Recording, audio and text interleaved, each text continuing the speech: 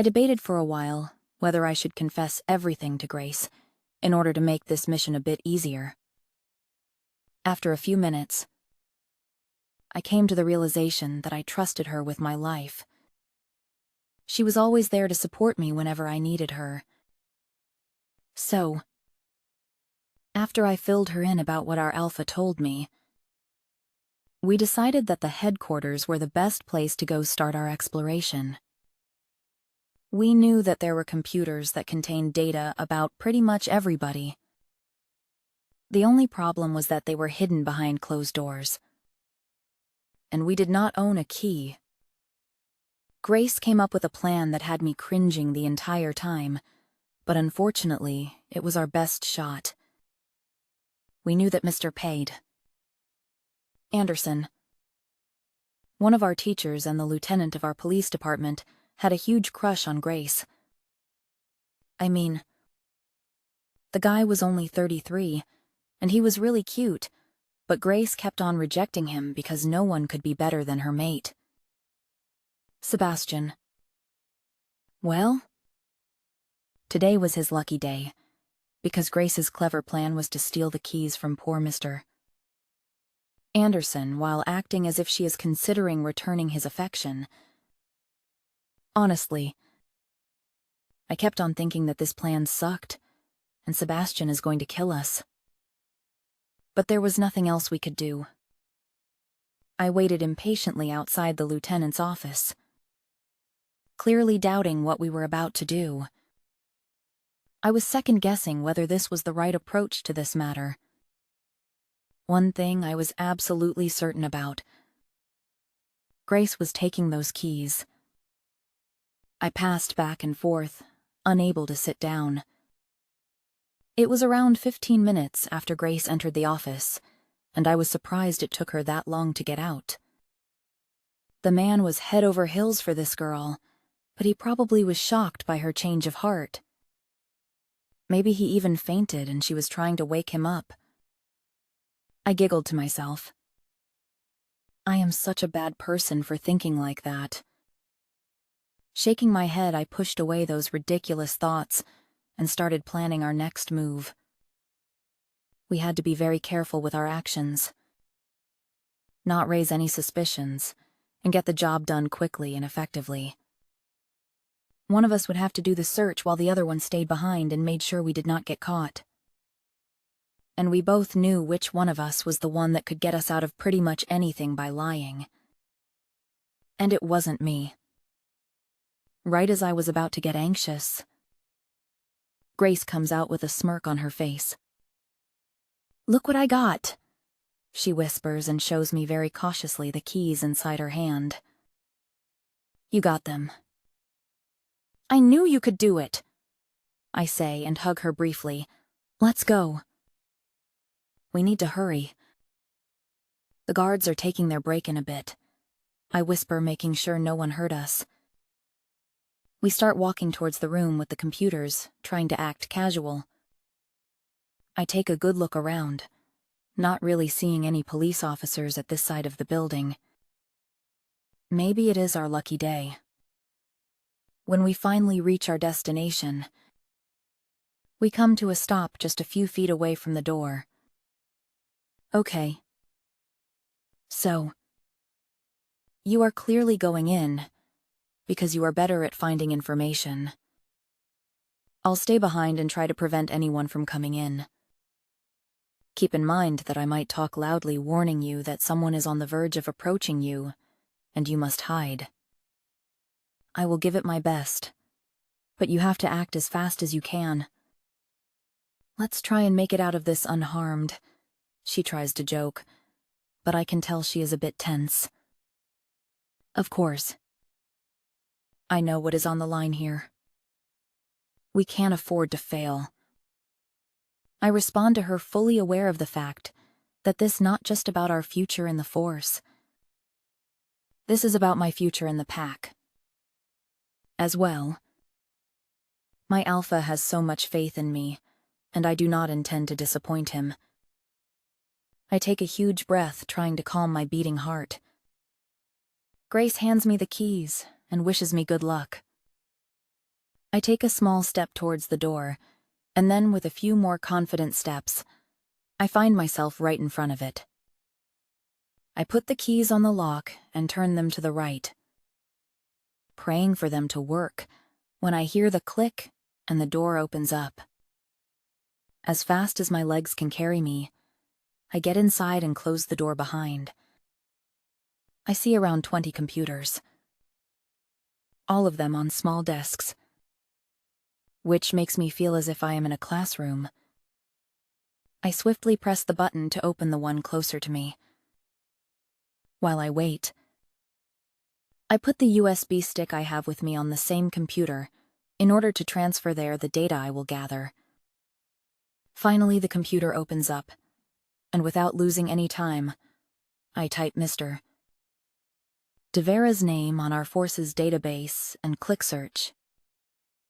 A million articles come up, but they are not the kind I expected.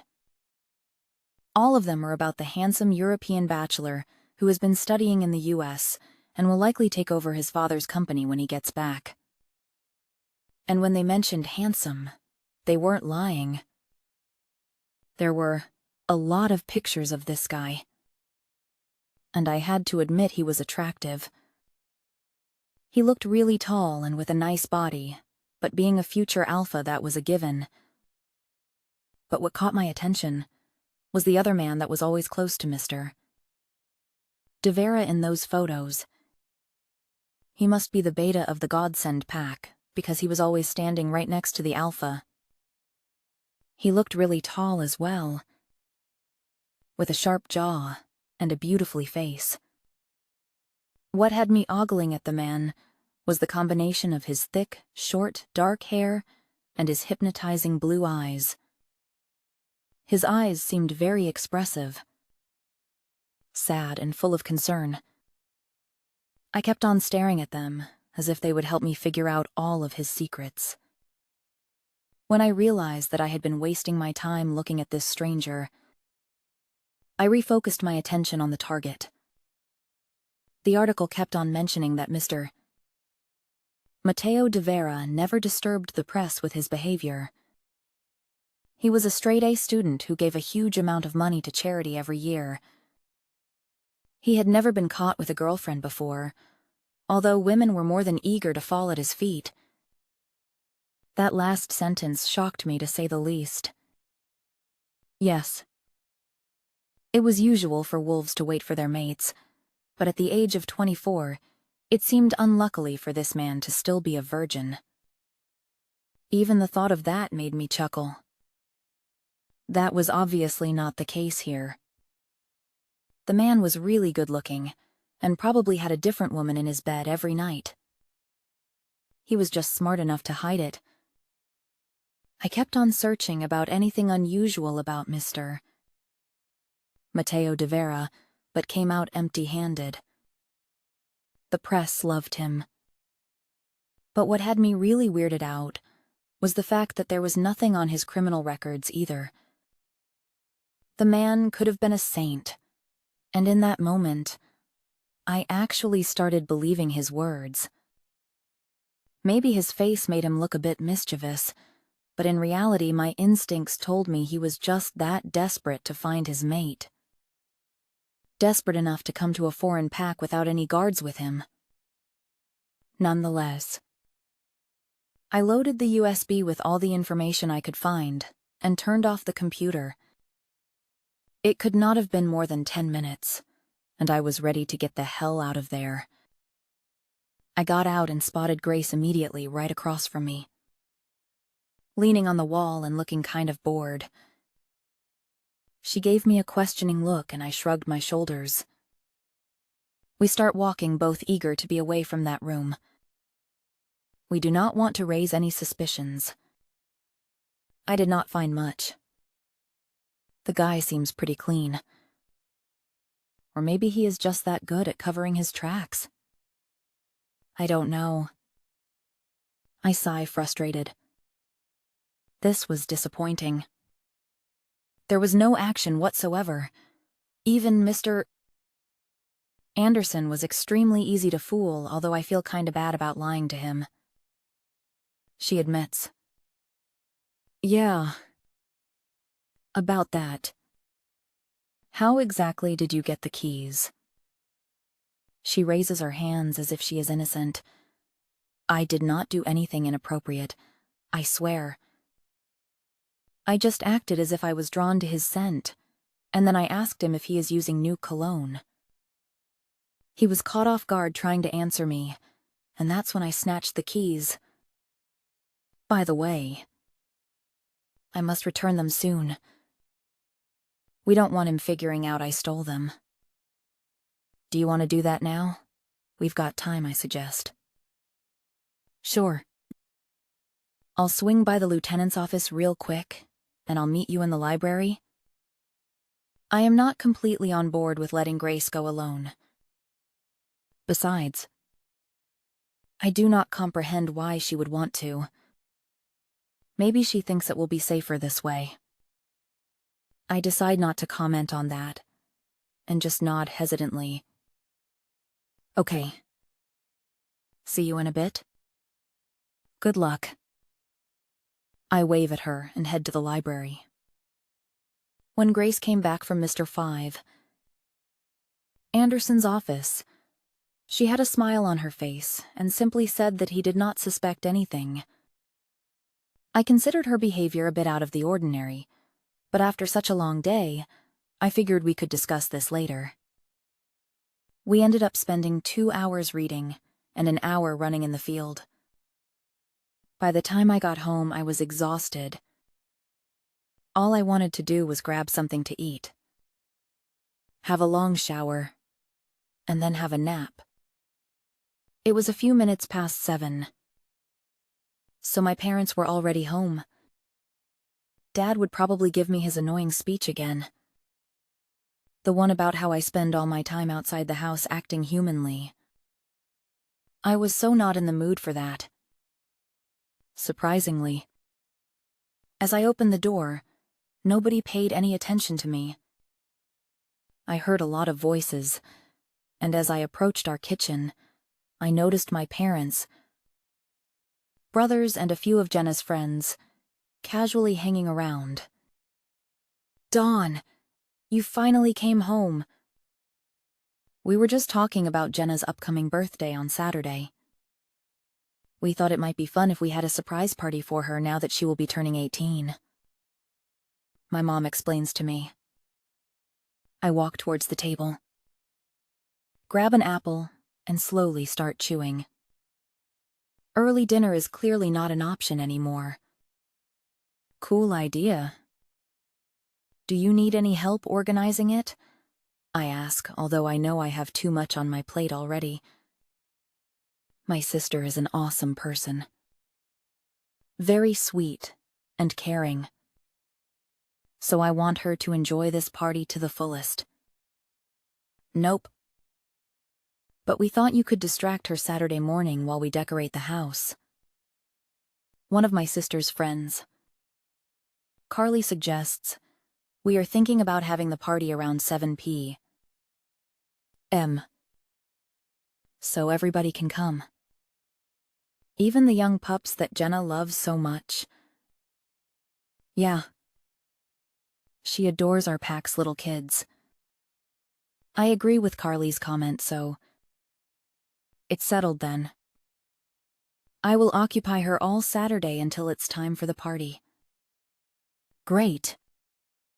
Now that we are all on board, it's time for us boys to go play. And when I say play, I mean flirt with the attractive girls of this pack. Bye, my brother Adrian says while standing up, grabbing Peter's arm and dragging him out of the house. Peter mumbles an apology and looks completely embarrassed by our older brother's behavior. I chuckle thinking about how different those two are. Adrian is super cocky, confident and arrogant, but has a heart of gold. Peter. Well, Peter is the sweetest guy you will ever meet. Although they are complete opposites, they manage to always have each other's back. If you excuse me now, I've had a long day. I'll have a bath and then rest. Before tonight's ceremony, I excuse myself and head to my bedroom. Tonight, Jonathan, our future alpha, will be taking part in a ceremony where all the unmated she-wolves will have the chance to convince him why they are the most fitted to be our future Luna. Usually, if an alpha doesn't find his mate till the age of 25, other wolves have the right to challenge him. But in our pack, everybody wants Jonathan to take his father's spot when Alpha Christopher retires. So, they came up with this ceremony to help him choose the future Luna. Honestly, I think Jonathan hasn't given up on the idea of finding his one true mate. I mean, he is only 22 years old. But he is obligated to do this, to keep our pack members at ease. I'm obviously not going to participate in it, but all pack members are supposed to attend the ceremony. There will be food there, so I am not complaining. I take a long hot bath while my mind drifts to the mysterious Mr. Wanan. De Vera. There was not one bad thing about him on the police's documents. The humans were oblivious to his true identity, and that made me suspicious. I was sure some of them knew that werewolves existed. So how come the European pack escaped their attention? Maybe our police force just did not care about foreign werewolves. But that seemed highly unlucky. With that thought in mind, I get out of the shower and wipe myself with a towel. I wear the first PJs I find, and head straight to bed. Everything can wait for a few hours. I wake up feeling well rested, as if I slept for 1,000,000 hours. I turn around and grab my phone, only to realize that it's just 9:30. I really must get up and get ready for tonight. Dressing up is something that I actually enjoy doing, and look forward to. I can hear my mom's voice, and I am sure she is trying to get Jenna to participate in today's ceremony. When I hear Jenna complain, I know for a fact that I was right. Poor girl has to deal with all of our mother's craziness today. I can't help but feel lucky that I am off limits. No matter how much of an honor it would be to become our pack's Luna, I still would not trade it with finding my mate. There are clearly a lot of women that would kill to take that spot, but are they really willing to pay the price? Are they really willing to lose the chance of ending up with their one true soul mate? That just seems irrational to me. I yawn and stretch myself before standing up and walking towards my closet. I already had in mind what I want to wear tonight. A simple mid-thigh blue dress that hugs my curves will have to do, as I am about to begin straightening my hair. My sister knocks on the door and enters my bedroom. "Hey, Dawn. Will you fix my hair too? I can't deal with these curls," she complains, and sits on my bed while running her hand through her hair. "Your curls are awesome. They just need a little help." "Don't worry. Big Sis has your back," I respond cheerfully. As I continue with my own mess on top of my head, I can't help but notice Jenna's worried expression. "Jenna? What is going on? You look a bit jumpy." I comment. "Yeah. You are right. I am just nervous for tonight. Jonathan is a nice guy and all, but if he shows any interest in me, I will be royally screwed. Mom and Dad will annoy me to death to return his affection. But I will be turning 18 inches just a few days, and then I will be capable of feeling the pull of my true mate." She pauses and inhales slowly. I want to have that choice. "Dawn, I want to be able to choose to stay with my mate." She looks at me with teary eyes, and I feel guilt consume me. If I would have been Jonathan's mate, she would not have to deal with this. She would be free. And she is right to think that our parents might force her to mate with Jonathan if he admits that he is attracted to her. This situation is so messed up. I sit right next to her on the bed and pull her in for a hug, trying to comfort her. I am so sorry that you will have to go through this tonight. But I need you to calm down. Take a deep breath and listen to me. No one can make you return Jonathan's feelings if you refuse to. I will talk to Dad. Mom. Our Alpha. Even Jonathan. But I will make sure you and your true mate will have a fair chance at being happy. You are not alone. Yenna. She pulls away and looks at me with sorrow. You are an amazing person. You are always there for everybody. Dawn. I do not know what went wrong. But if anyone deserves to be a Luna, that's you. You deserve all that is good in this world, and I will continue to pray for you to get it. I love you. Big sis, she says, and hugs me again, and I know I am about to cry. I love you more, I answer her. Well, it looks like there is another mission for me tonight. The two of us finish dressing up, and when I am done, I am completely satisfied with the outcome. We both look extremely good.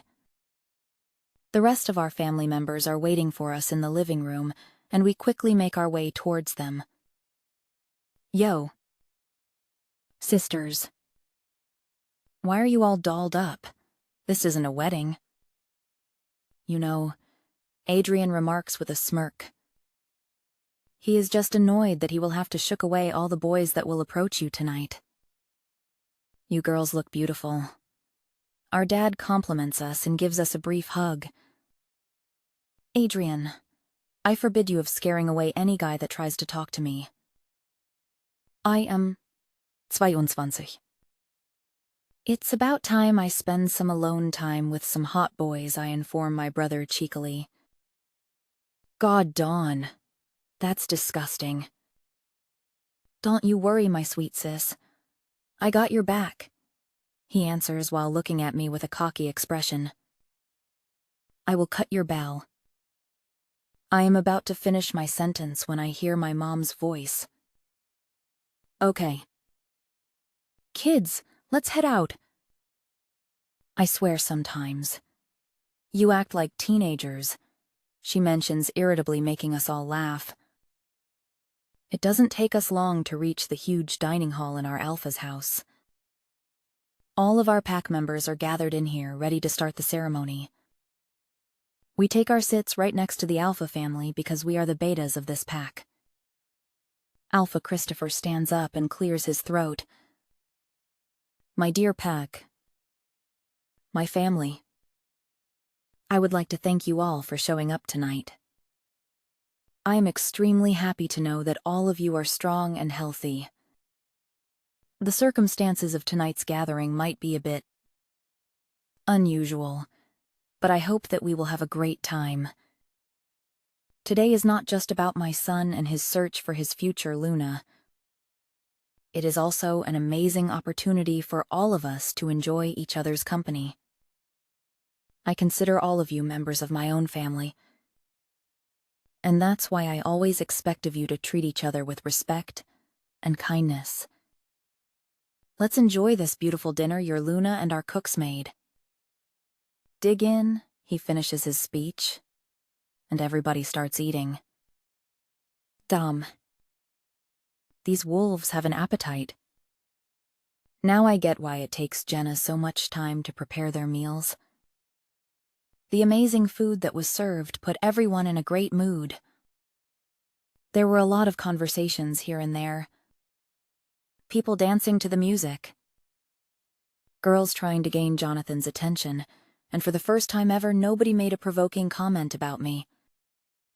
There were no whispers. No weird stares towards me. Everyone was minding their own business, and I was thankful for that. My parents were still right next to me discussing our pack's business plan. It was always about work with those two. Both my brothers were standing next to a group of she-wolves and were chatting about something clearly very funny. The girls were laughing as if they found them hilarious, so who was I to judge? My eyes kept on wandering around until they fixed on Jenna. She was the only one talking to Jonathan at the moment, and her cheeks were rosy, obviously from blushing. She noticed my gaze on her and gave me a reassuring smile. She seemed pretty comfortable, so I figured that there was no reason to interrupt their exchange. Grace and Sebastian were dancing, but they approached me when they realized that I was sitting alone drinking my wine. "Hey. Why are you here all alone? Come dance with us," Sebastian suggested, motioning for me with his hands to get up. Actually, I am enjoying myself. No one has even dared to stare at me the wrong way tonight. Surprisingly, I am fine. I won't be staying long. You guys shouldn't worry about me, I told them, and then stood up and wished my parents good night before putting on my jacket. My mom tried convincing me to stay longer, but I politely declined. As I was about to head out, I heard Jonathan calling for me. "Dawn. Wait up." He shouts at me, trying to sound higher than the music. "Oh. Hey. What's up?" I respond to him awkwardly. "Are you leaving already? It's still pretty early," he observes with a frown. "Yeah." I know I answer him while nodding. I am just tired. I had a long day at the police academy today, and I am eager to call it a night. "I understand. I hope you had fun tonight. I really did not want to make this ceremony awkward for you," he states with a guilty expression. And once again, I am convinced that he is one hell of a guy. Very compassionate and kind. He is going to be a great alpha. Honestly, tonight was unexpectedly entertaining. There were no annoying remarks about me. Everyone looked happy. How about you? Though, was tonight's ceremony a success? I ask him, and he looks down shyly. I think so. He raises his eyes and looks behind him to where my sister was standing, talking to her friend Carly. For some odd reason, that put a smile on my face. Somehow, imagining Jonathan and Jenna together seemed right. They really matched. They were both caring and selfless.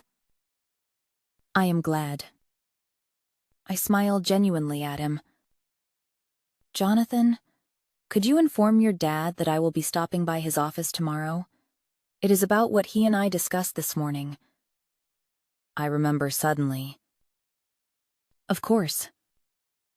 I will tell him. Good night. Dawn. He agrees and winks at me. Good night. I wave at him and make my way towards the exit. In the blink of an eye, I was inside our house taking my clothes and makeup off and wearing my pajamas before falling on my bed. I wished that no thought would pass my mind as I drifted to sleep. But my subconscious had other plans. Blue eyes haunted me for the rest of the night.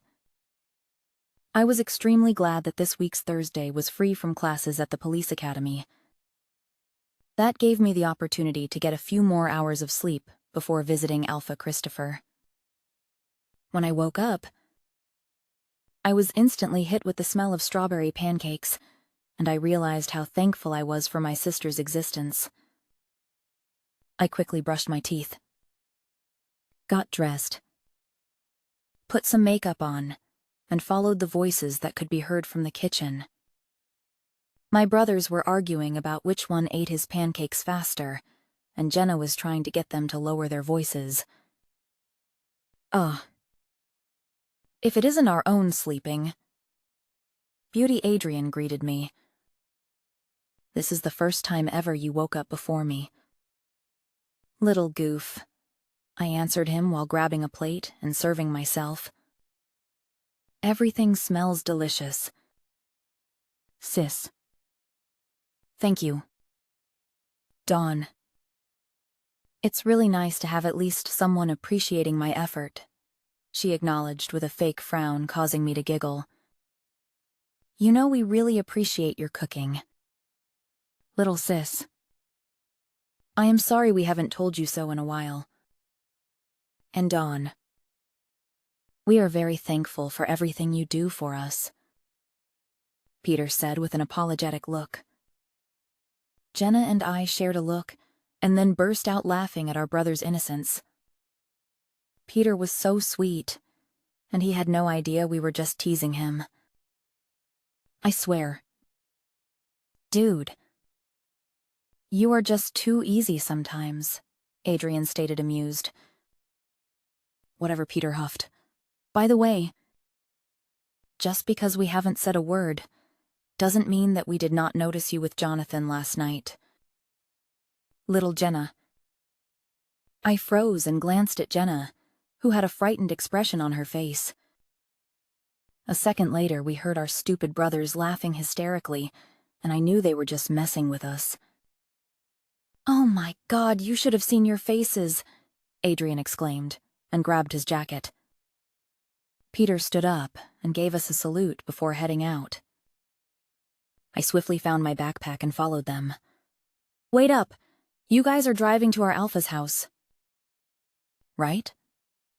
I have a meeting with him today, so let's just take one car, I suggested. Okay. Let's go, Adrian said, and the three of us headed towards the car. The car ride was fun for the most part, while the boys were fighting about which music station we should listen to. At some point, Peter grew very silent and kept looking outside the window without paying us any attention. Peter. Is everything okay? I asked him worriedly. My brother may be shy sometimes, but not around his own family. I guess he responds, inhaling slowly.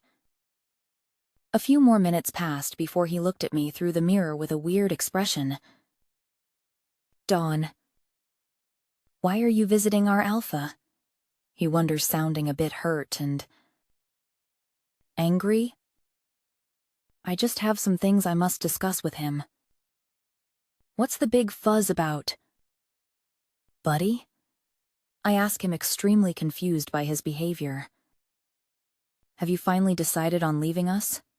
Is it about yesterday? Did someone annoy you again? Because if they did, I will have their heads off. I promise you that. You can't just walk away. Dawn. You are stronger than that, he states, obviously irritated, and I can't help the smile that spreads on my face. I am not running away. Silly. I would never do that. Our Alpha asked me for a favor, and that's the only reason I am meeting with him today. You are seriously unbelievably sweet. You know that, but have some faith in me. I am not a quitter. I inform him and see him relax a bit. Okay. Great. Because it would suck not to have you around. Peter Maximus Logan. I would hug you right now if we weren't in a car.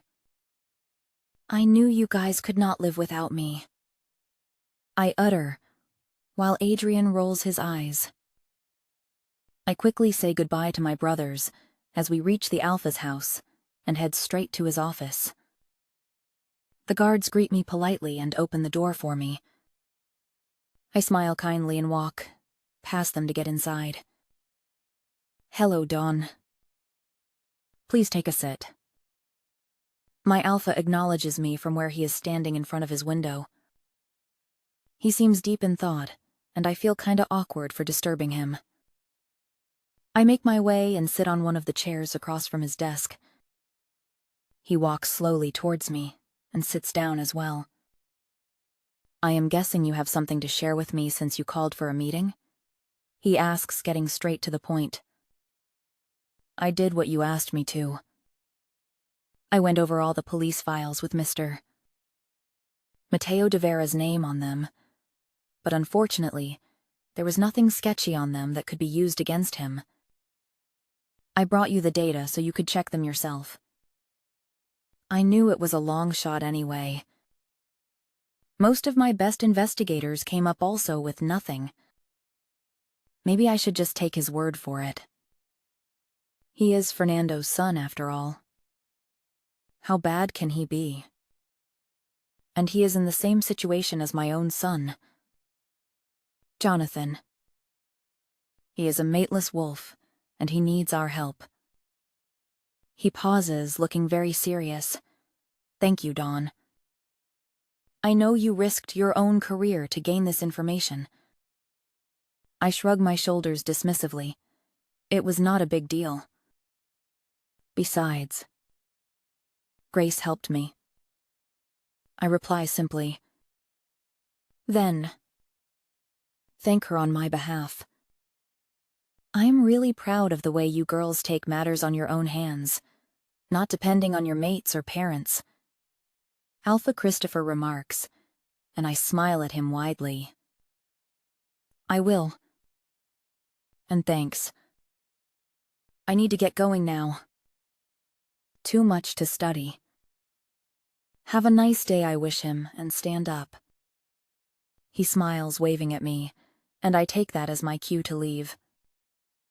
The next day passes in a blur since I spend it studying for my upcoming exams, and before I knew it, it was already Saturday. AKA, my sister's birthday. I called her yesterday and explained to her that I wanted us to visit the local mall in order for me to buy her a dress as a gift. Jenna decided to take the entire day off. Therefore, our plan for her surprise party was going perfectly. We were currently in one of our favorite stores, both trying on clothes that we liked and having a great time. At some point, I picked a few and started putting them on just to see Jenna burst out and laugh. I could not believe my baby sister was turning 18 today. From now on, she would be able to find her mate and start her own life, and I knew how important that was for her.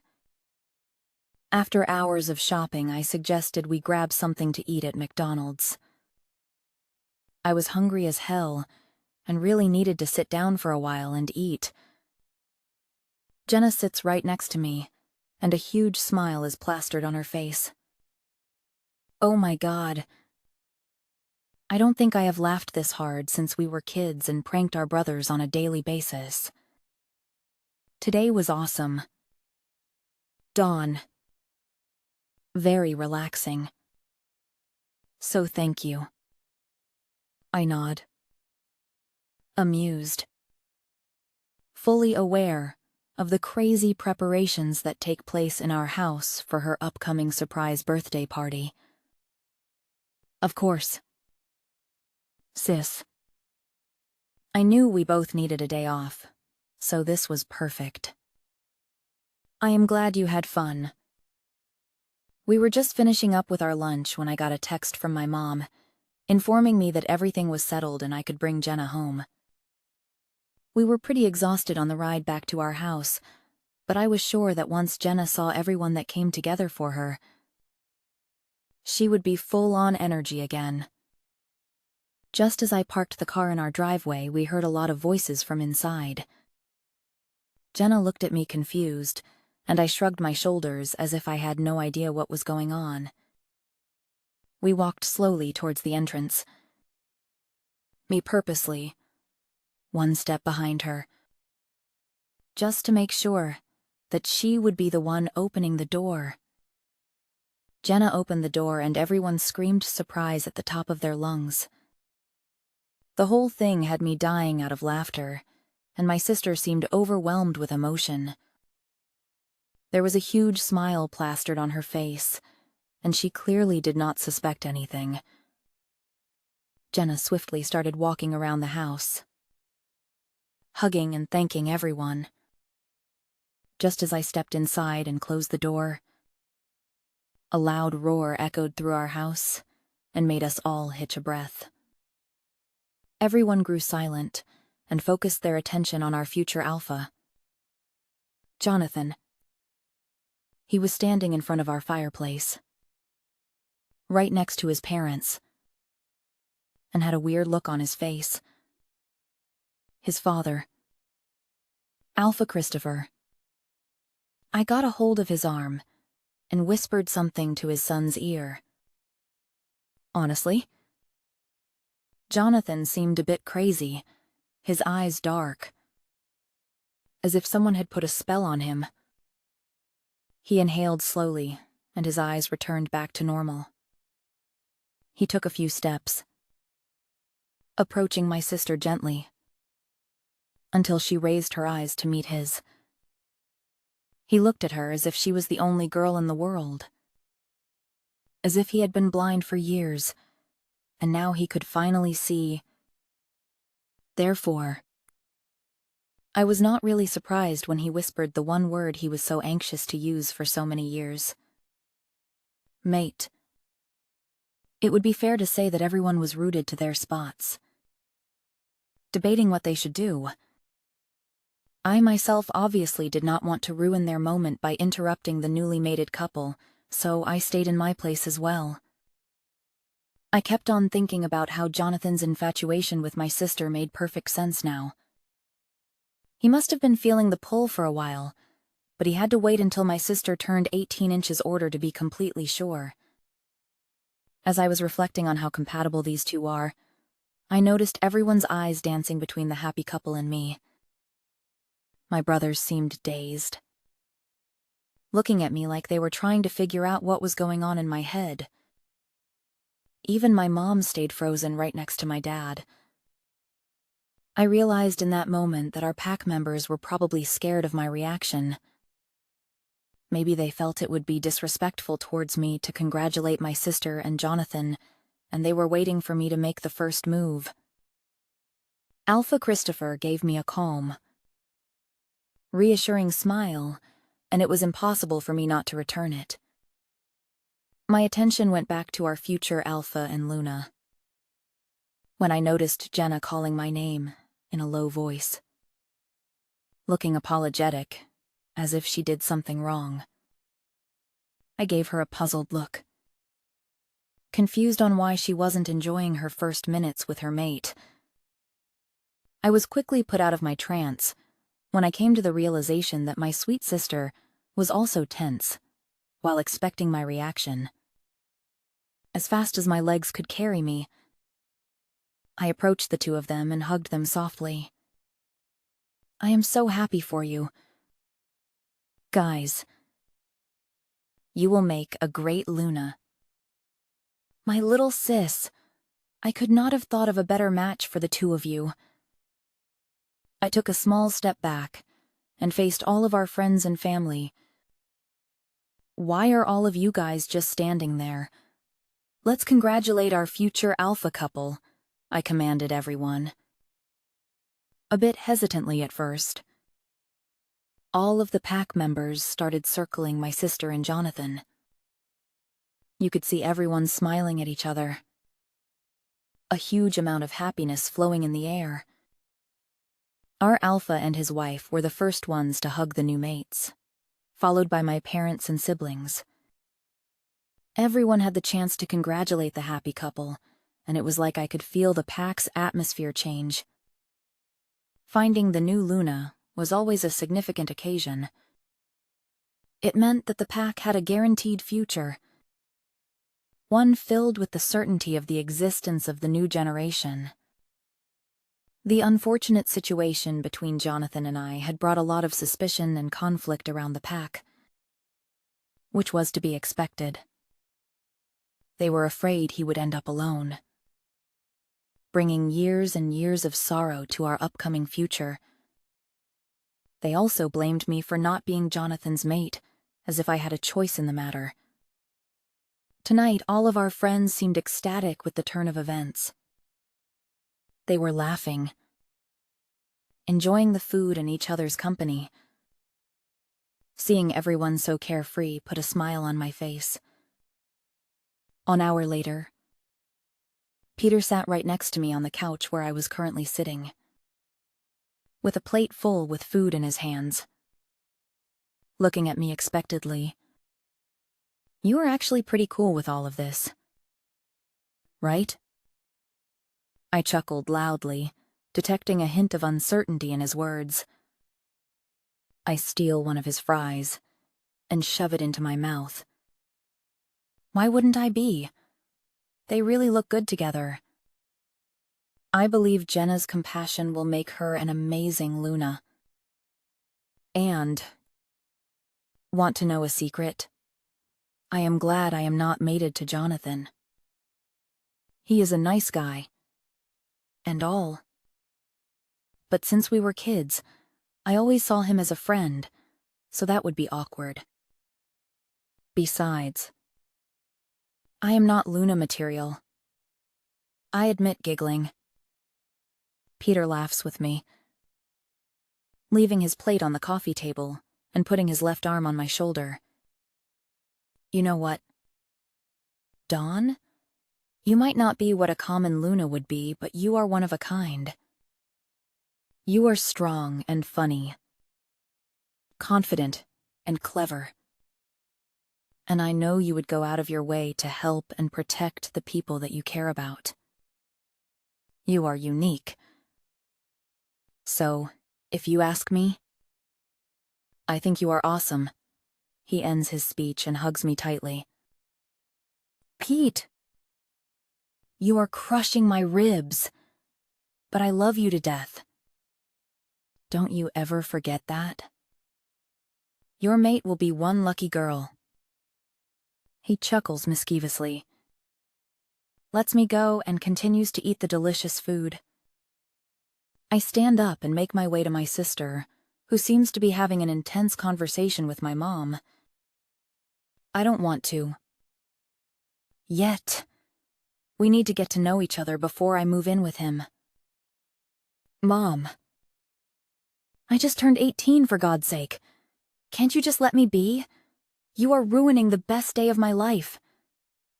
Jenna shouts, and with teary eyes starts walking towards her bedroom. Jonathan appears right next to her, ready to comfort my sister, and gives my mom a pointed look. His gaze falls on me, and I motion with my hands for him to follow Jenna. I know that the only person my sister needs right now is her mate. You need to let her make her own decisions. Mother. I inform my mother, who looks at me as if I grew a second head. Without waiting for her reply, I turn around and head out to our backyard. Although it is March, it's still pretty warm outside, so I do not bother with grabbing a jacket. I get a hold of my father and Alpha, looking worriedly at each other, obviously discussing something serious. Alpha Christopher notices me and motions for me to come closer. I reach them in just 4 steps, and from the look in their eyes, I can tell something is off.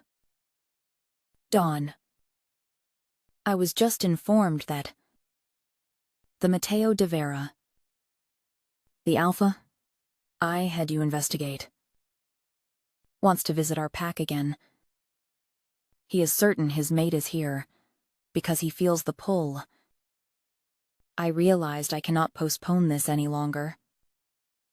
So, tomorrow night, we will have a small gathering at my house. He will be escorted by his beta only. Once again, all the unmated she-wolves must attend.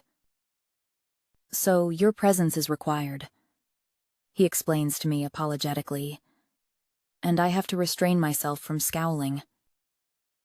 Yeah. I get it. I'll be there. Another gathering with all the unmated. A lot younger than me. She-wolves was not on my bucket list, but there was nothing I could do about it. Let's just hope that he will be gone just as soon as he arrives. My father stated, and I nod, agreeing eagerly. I wanted to get this thing over with as soon as possible. The night of the gathering came up quicker than I thought. Especially since I spent all Sunday morning running around the forest with my siblings. In our wolf forms, I showered, fixed my hair and makeup, and got dressed in just an hour. I decided to wear simple blue high-waisted jeans, a white blouse, and my white sneakers. I did not bother with perfecting my appearance tonight, because I knew I would probably stay for a few minutes in this alpha's company before he acknowledged that we weren't mates. It was a waste of my time, really, but I had to follow the pack rules. I drove my own car and dismissed all of my siblings' offers to come with me. The boys would be bored to death, and they would end up flirting with all the girls causing trouble, and Jenna had better things to do with her mate. As I parked my car, I took a long breath, mentally preparing myself for what was about to happen. I was not nervous at all for the meeting. I was just annoyed that I was going to go through this one more time. I made my way inside the house and walked towards the dining hall where this gathering was going to take place. Right when I was about to open the door, I felt my heart beat rapidly and I stopped for a minute to collect myself. My wolf was urging me to move faster, to search this place, but I had no idea why I was feeling weird all of a sudden. I tried to calm myself down, but I still felt on edge. I knew I had to control this situation. Brushing these emotions off. Not wanting to be late. I got inside the dining hall. Most of the girls stood in a line already, and I figured that's where I was supposed to be as well. I saw Carly, my sister's friend, waiting nervously on one side. I went close to her, feeling kind of relieved that there was at least one familiar face in here. Some she-wolves gave me evil stares, but the majority of them did not pay me any attention. Carly greeted me with a soft smile and squeezed my hand in a polite gesture. So are we just waiting here until the big bad scary alpha decides to show up? I asked, already thinking about getting some rest when I got home. I needed my 7 hours of sleep. I had to be at the police academy pretty early in the morning. Carly giggled, but it sounded a bit forced, and I remembered she was as young as my sister, so this must be new to her. Before I could make any other sarcastic remarks, our alpha came to stand right across from us, looking tense. Girls. Alpha Mateo is here. His wolf is telling him that his mate is in this room, so he is struggling to stay in control. His beta is right by his side, but there is no guarantee he will be able to restrain him.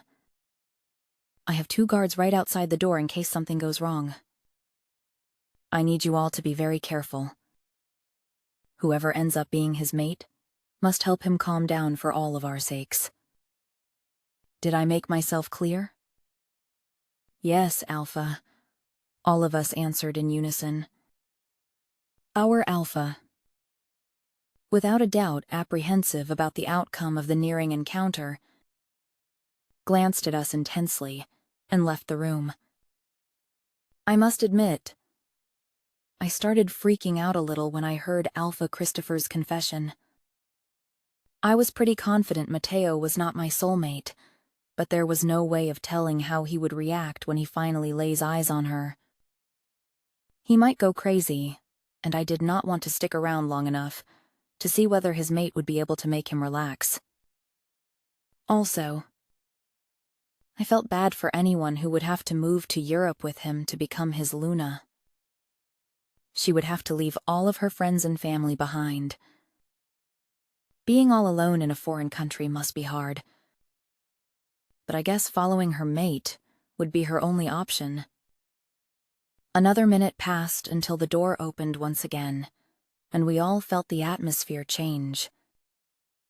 An extremely tall man walked in, and I recognized Alpha Mateo right away. As expected. I could not feel any kind of connection to the guy, although I must admit he was really handsome. He sniffed the air and speedily made his way towards the end of the line. I was standing next to Carly. Everyone gasped, shocked by the fact that this Alpha stopped right across from us. Alpha Mateo closed his eyes, inhaling deeply, most likely trying to maintain his sanity and calming his wolf down. When his eyes reopened, they fixed on his target, and a huge smile made its way on his face. Finally, "Mine," he growled. He reopens them, and his intense gaze holds me hostage. His voice low and hoarse. "Where I come from, we have this tradition. It is more of an unspoken rule. The minute two mates find each other, they are obligated to inform their alpha. After that, the alpha must carry the news to all of the pack members. That way, everyone knows that those two wolves belong to one another. This was invented as a precautionary rule. It helps put our wolves at ease." Alvaro clarifies, not looking at me anymore. He clearly realized that this rule isn't being used in my pack, and I think he feels guilty about the way he reacted. I keep my eyes on him, trying to sound considerate. "I'm guessing you figured out by now that we do not apply that rule in our pack. But I do understand where you are coming from. I just wish you would have shared your concerns with me a bit more." Respectfully. He stares at me in that very moment, and I feel like the world stops. His blue eyes are the most beautiful thing I have ever seen. The depth in them does something to my insides, and for some reason I know exactly how he feels. I know that he is sorry. And I know he is confused. And I know he is trying to reduce his anger. And most importantly, I know he feels guilty. I grab his hand on the table and give it a weak squeeze. He intertwines our fingers, and then slowly brings my hand to his mouth and kisses it softly while staring at me. "I am so sorry. I shouldn't have snapped at you like that. I was just so nervous about tonight, and then I was caught up in the moment and everything was going great, and then he winked at you and my wolf saw red." He rambles and then stops to take a breath. "I am older than Mateo. Dawn. I've been alone for 26 years. I convinced myself that I would never find my mate, and I learned how to live with that. But finding you here changed everything. I realized that I was lucky enough to be given a mate to cherish and protect, but I have no idea how to do that.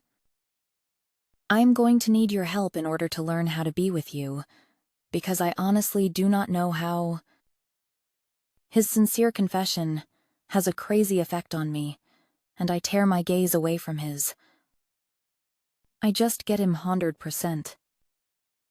He is 26 years old. It must have been pretty unexpected for him to find me. And now he feels insecure, unsure about our future, although I think he wants one with me. I look at our hands that are still intertwined, and a calm feeling consumes me. Unable to hold his gaze, I ask him the one question I was dying to ask. You said you do not know how to be with someone. Have you never had a girlfriend before? He pauses for a few seconds before answering me. I did. I had a few back in the day, but that was a long time ago. My last relationship ended 5 years ago. And with you, it's different. I can feel it deep inside me. I already know we are made for each other, but I sometimes do not know how to deal with that. In addition, my alpha, his Luna and I are supposed to be going back to Spain in just 5 days, and I do not want to leave you behind. I thought you might want to come with me. Alvaro utters the last sentence lowly, and I am glad for my advanced wolf hearing.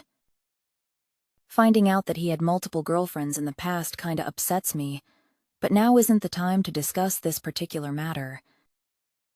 I am excited about the fact that he feels our bond just as strongly as I do, but sorrow spreads through my body, knowing he will have to leave me in just 5 days. 5 days? You guys are leaving so soon? I ask breathlessly. Alvaro nods simply. It makes perfect sense if you think about it. Mateo has been searching for our Luna for a very long time. He cannot wait to take her home and introduce her to everybody. The only reason we are still here is because Carly wanted a few days to say goodbye to all of her loved ones. As I reflect on it, I completely understand why Mateo would be too keen on returning home. Yeah, I get it. And I can comprehend the fact that since you are the beta, you need to be by your alpha's side. And I wish I could just leave everything behind and follow you. But I am this close to accomplishing my dream. I am just 2 months away from graduating and becoming a police officer. I've dreamt about it since I was a little girl. But I also dreamt about being with my mate. So I do not know how to deal with this either. You know I would never ask you to choose between your dream and me. I see you, Alvaro says with a little smirk which instantly puts me in a better mood. All previous serious talk forgotten. Right then. Our waiter shows up with our plates. Not paying me any attention this time, and my mouth waters by the sight of my extremely appetizing chicken parmesan. Alvaro's steak also looks pretty yummy. Being so anxious for tonight, I totally forgot to eat at home, and now I am starving. John. The waiter mutters, a Polydabon appetite, and steps away from us. I reach for my fork and quickly start devouring my meal.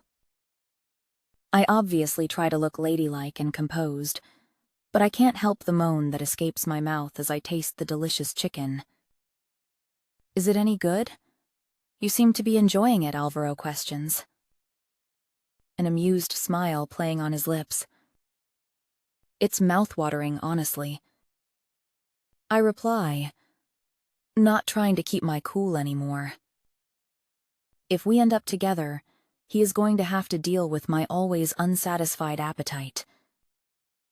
How was your steak? Delicious, he admits, and that puts a smile on my face.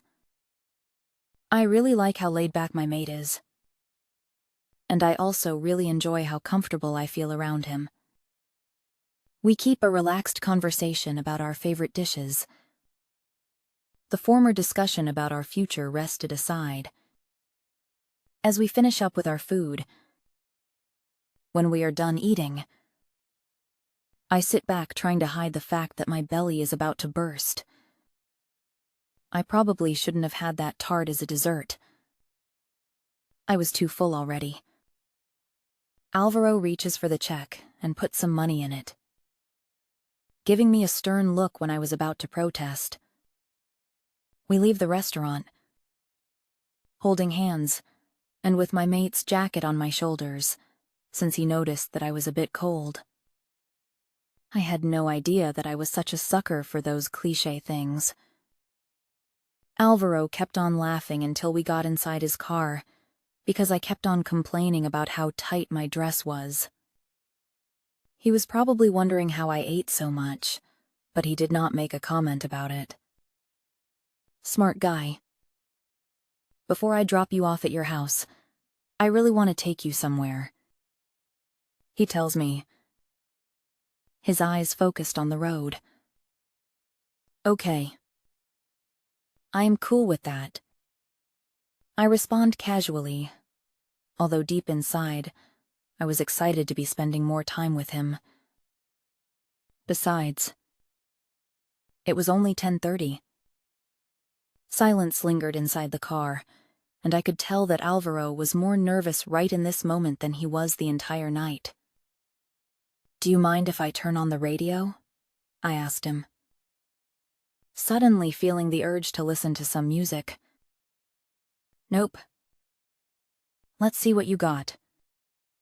He answers me with a wink, although it was obvious that there was something on his mind. I chuckle lightly and reach for the stereo. After searching for something I like for a while, I hear the familiar bridge of one of my favorite songs, called Sunflower by Sway Lee and Post Malone, and I turn the music up. Instantly, I sing along to the lyrics, and a huge smile appears on my face when I notice Alvaro mumbling the words as well. A few minutes later, we reach our destination, the Prestige Hotel, and Alvaro stops the car. He gets out and opens my door, but I stay frozen in my sit, raising an eyebrow and with confusion written all over my face. He seriously thought that a visit to a hotel was the best way to end our first date? We haven't even kissed yet. I mean, a lot of mates feel the need to be intimate with each other right from the start, but I thought it was clear I wasn't really that type. Alvaro notices my expression and laughs before explaining why we are here. This is where my alpha, our Luna, a few pack members and I are staying currently. I want to introduce you to everyone formally. I already mind-linked them, so they are all gathered in Mateo's room and are expecting us. He informs me, a smile still playing on his lips. Oh. I visibly relax, feeling like an idiot for assuming the worst, and smile momentary, before grabbing his hand as I get out of the car. Alvaro leads me inside the hotel, and we take the elevator to reach the 5th floor where they are staying. I can't help but be a little anxious about being introduced to those people who might be my future friends. Family and fellow pack members. My mate holds my hand and gives it an encouraging squeeze as we get out of the elevator. Are there going to be a lot of people in this gathering? I ask, sounding really stressed. It's just Mateo, Carly, my friend Jordan, and my brother Carlos. Did he just say brother? Your brother? Yeah. He is the most easygoing of them all. He is 18 years old. A bit on the immature side, but he is the nicest person I know. He sounds sweet. Just like Peter, my younger brother. I comment, "It's good to know that at least one of your brothers won't try to take my head off next time I pick you up," Alvaro remarks, and I laugh. The memory of Adrian acting all protective playing in my mind. We take a few steps and stop in front of a room with the number 219 on it. We're here. You have nothing to worry about. Okay? Everyone inside is pretty laid back. Besides, Carly is in there, and she is your friend. Right? Well, my sister's actually, but I know her pretty well myself. Okay. I am ready. Alvaro raises his hand and is about to knock when the door opens, and an adorable-looking guy is staring at us. He has curly black hair and is shorter than Alvaro. He looks at me with a warm smile and extends his hand. I instantly realize that this must be Carlos. His eyes are the exact same intense blue as his brother's. Hey. You must be Dawn. My brother hasn't stopped talking about you. Although he did not do your beauty any justice. His rambling was pretty annoying, actually. Our alpha had to send him to run some errands this morning so everyone could take a break from. Carlos states and I giggle involuntary, unable to stop my reaction. Carlos. Alvaro cuts him off. His frustration evident. Carlos chuckles and I quickly shake his hand, not wanting to make things awkward.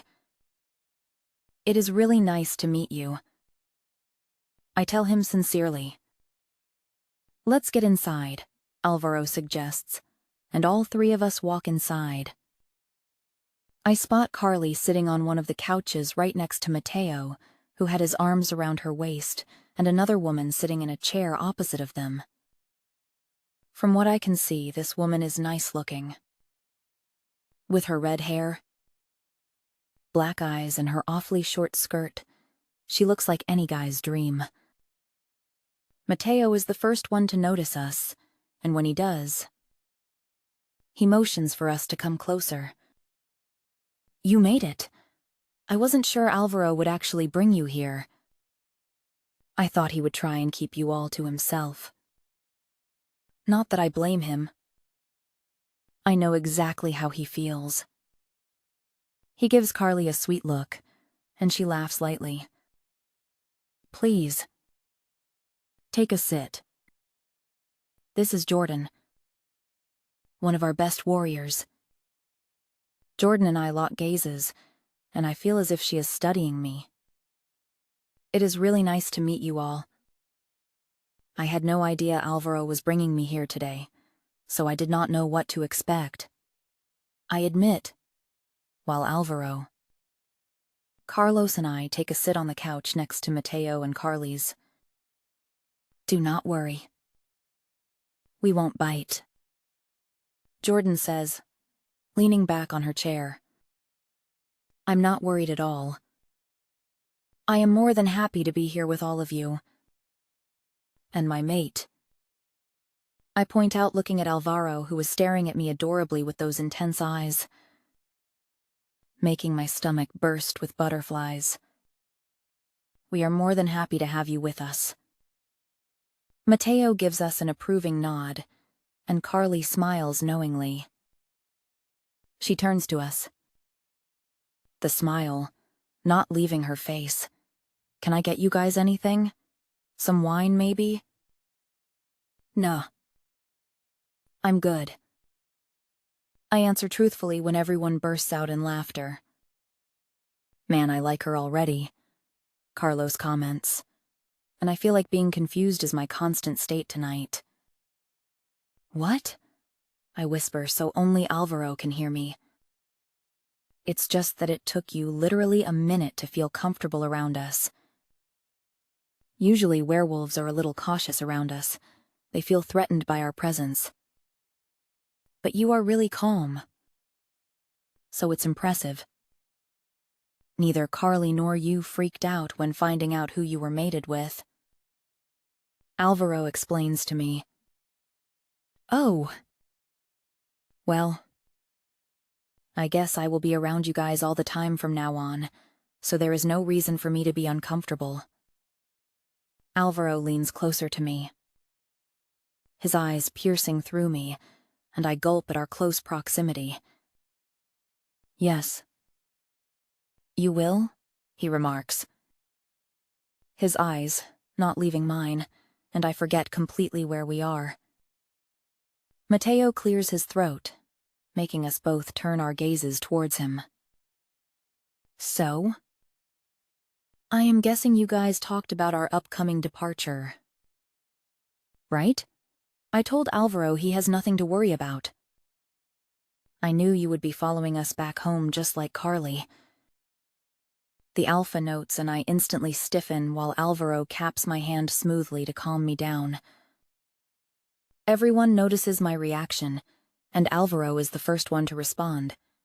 We haven't decided on that matter yet. Dawn has a few months of school until she becomes a police officer. Plus, her entire family is here. So? Mateo's eyes widen, but he quickly recovers. Oh. I am sorry. I did not realize that was the case. A police officer. Huh? That must be interesting. He looks at me warmly, and I nod, not feeling tense anymore. Yeah. It certainly is. I've dreamt about being in the force since I was a kid. I explain. You will be catching all the bad guys.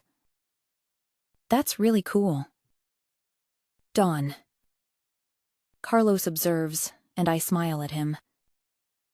He is such a sweetheart. I really hope so. I admit to him, feeling that I will be getting along with him just fine. Then you definitely must accomplish your goal. That is extremely important. And you know what? I think we can manage without our beta for a few months back in Spain until you graduate. Mateo states, and his suggestion catches all of us off guard. It takes me a minute to comprehend what he means, and I am shocked at how casual he sounded. Jordan is the first one to state her opinion. You are seriously considering leaving Alvaro behind? All alone, in a foreign country, where anything can happen to him? Her comment makes me growl, and I am about to snap at her, but Alvaro pulls me closer to his side so I cannot see her face anymore. How could she even think that our pack would let anything happen to my mate? He won't be alone.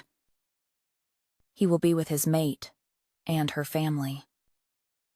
Mateo answers calmly, giving her a stern look. I know how to protect myself. Jordan. Alvaro tells her with a soothing tone that has me feeling a bit out of place. I look at him and jerk away from his embrace. Why was he trying to comfort her? Just how close are these two? Alvaro stares at me for a second, dumbfounded. Clearly oblivious to what made me move away from him. He addresses Mateo. His concern apparent. But are you sure you won't be needing me? Alpha? Mateo nods. I am positive. You must stay. You belong here. Next to your mate. Besides, the pack will take pretty good care of you. Dawn's parents are the betas of this pack. Everyone will treat you with the respect you deserve. Carly mentions, and I think she was just as annoyed as I was while hearing Jordan's assumptions. Great. It's settled then. Thank you. Alpha. Alvaro declares with a huge smile on his face. Don't mention it. Mateo answers kindly, shaking his head. A few minutes later, I asked Alvaro to drive me back to my place, since it was already midnight, and I had to be up pretty early in the morning. After thanking everyone for their hospitality, I said my goodbyes, and we made our way towards Alvaro's car. Alvaro kept stealing glances at me, searching my face for a clue, but I kept my expression impassive until we were inside his vehicle. I opened my door by myself, this time not giving him the chance to do it before me. "Is everything all right?"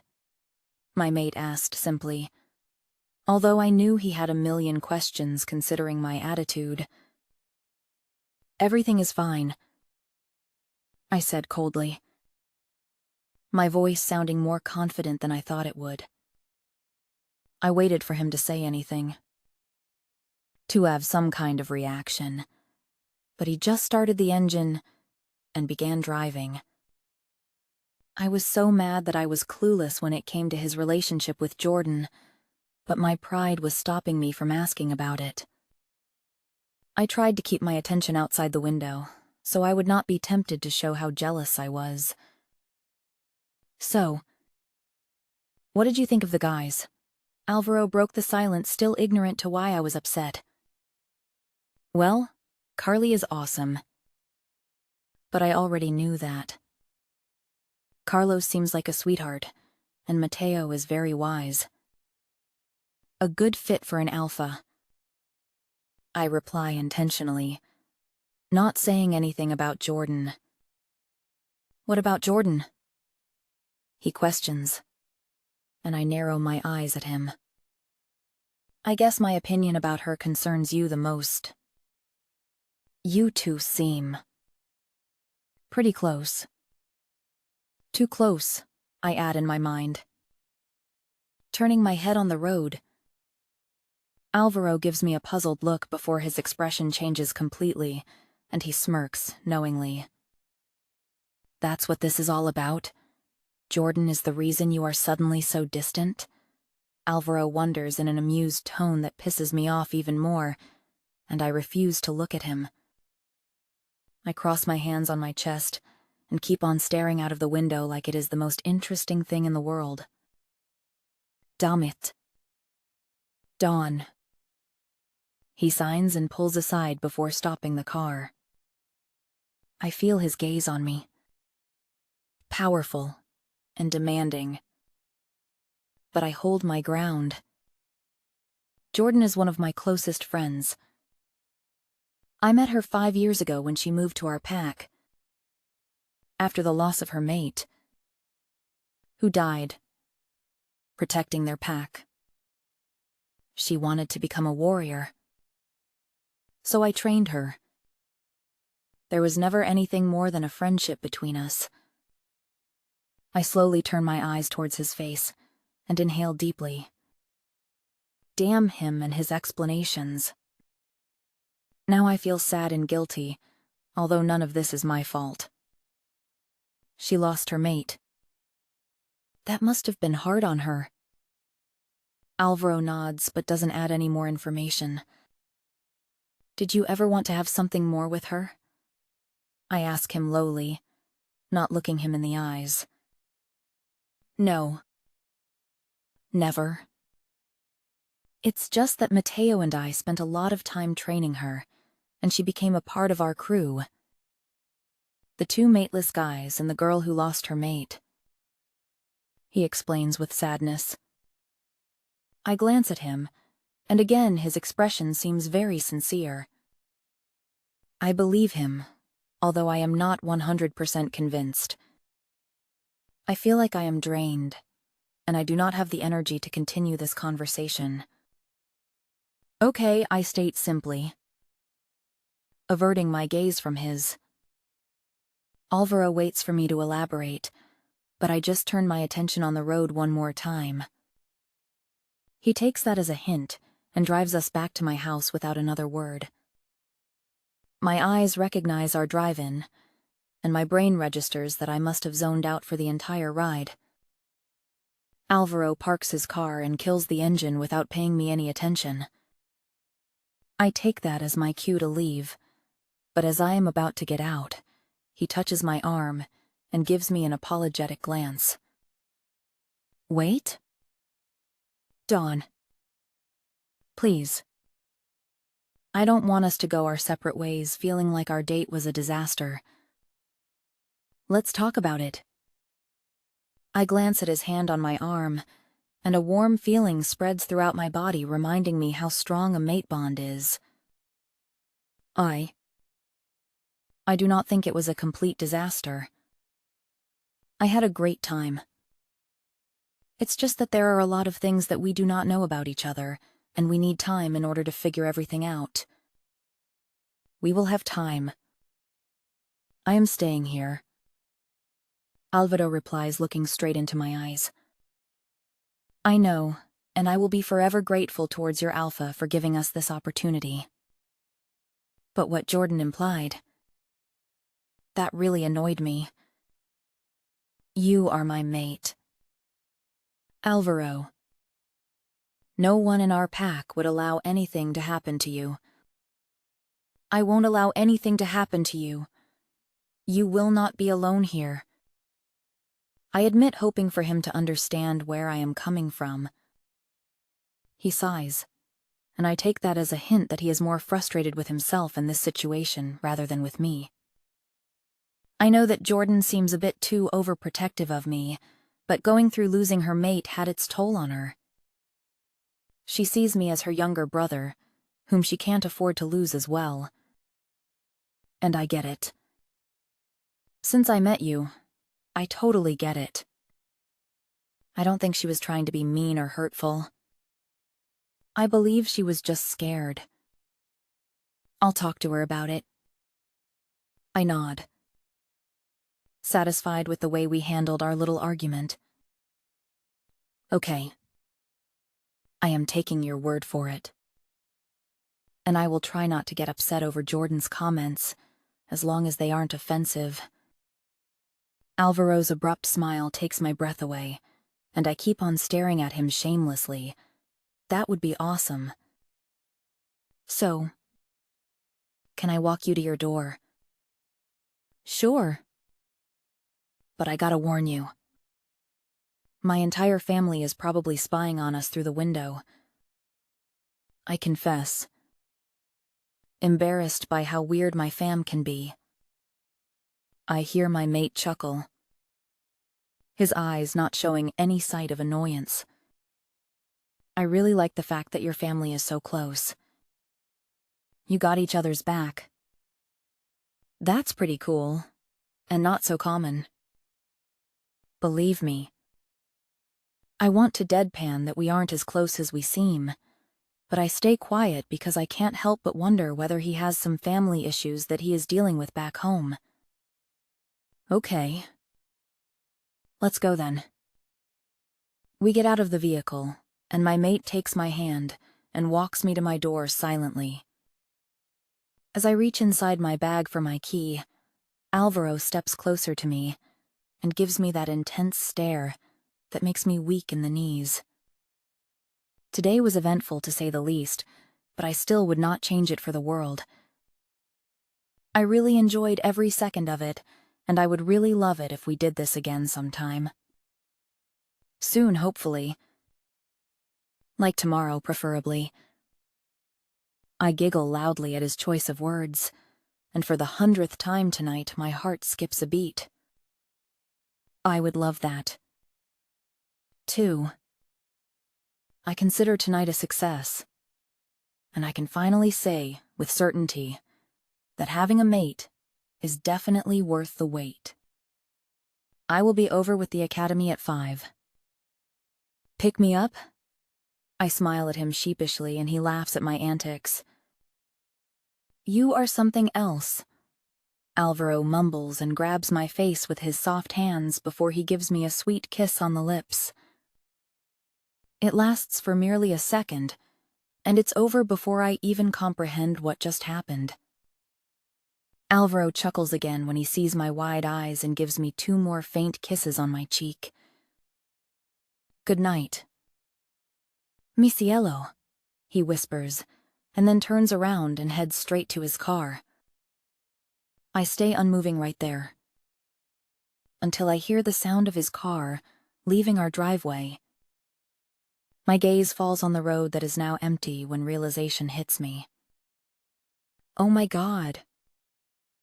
Alvaro and I just kissed for the first time. Well, it was more of a peck. But still, my mate just kissed me for the first time.